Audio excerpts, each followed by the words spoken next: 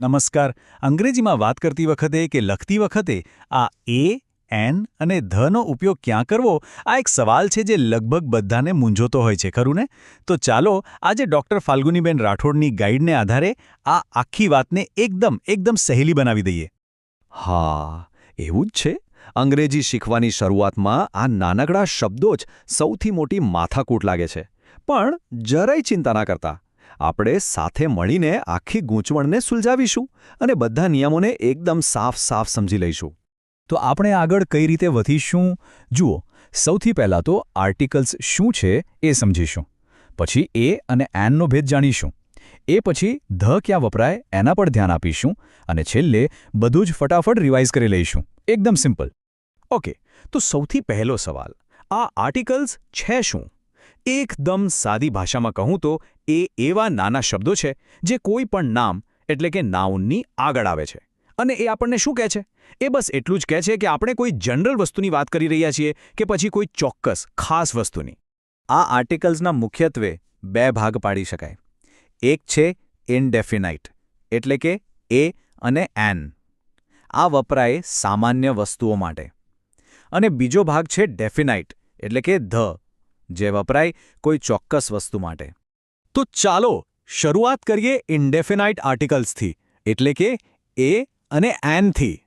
આ બંનેનો ઉપયોગ ક્યારે થાય? જ્યારે આપણે કોઈ પણ જનરલ વસ્તુ વિશે વાત કરતા હોઈએ ત્યારે. આનો એક મુખ્ય નિયમ છે, યાદ રાખજો.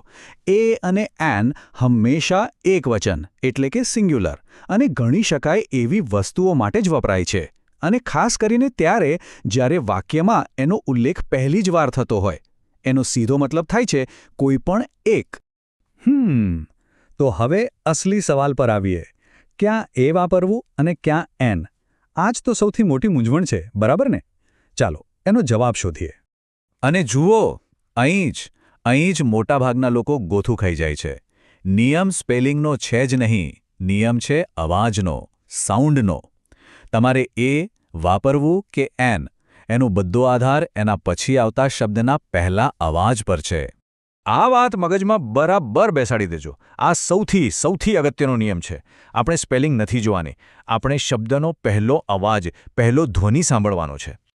નિયમ બહુ જ સિમ્પલ છે.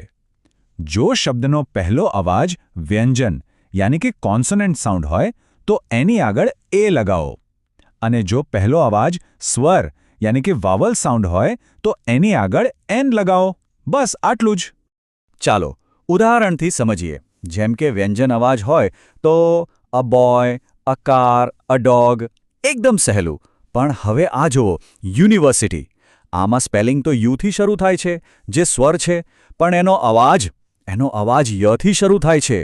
અને ય તો વ્યંજન છે, એટલે જ અહીં એ યુનિવર્સિટી આવે, એન યુનિવર્સિટી નહીં. હવે સ્વરના અવાજવાળા ઉદાહરણ જોઈએ. An apple, an egg, an idea. આ તો સિમ્પલ છે. પણ આ નિયમનું સૌથી મસ્ત ઉદાહરણ છે આવર. જુઓ, સ્પેલિંગ એચથી શરૂ થાય છે, જે વ્યંજન છે. પણ આપણે એચ બોલતા નથી, એ સાયલન્ટ છે. આપણે બોલીએ છીએ અવર. અવાજ અથી શરૂ થાય છે, જે સ્વર છે. અને એટલે જ એની આગળ એન આવે છે, એન આવર. ચાલો, તો એ અને એન તો સમજાઈ ગયું. હવે વારો છે ડેફિનાઇટ આર્ટિકલ ધનો. આ એ અને એનથી બિલકુલ ઊંધું કામ કરે છે. ધનો ઉપયોગ ત્યારે જ થાય જ્યારે આપણે કોઈ ખાસ વસ્તુ કે વ્યક્તિની વાત કરતા હોઈએ, જેના વિશે સાંભળનારને પણ ખબર હોય.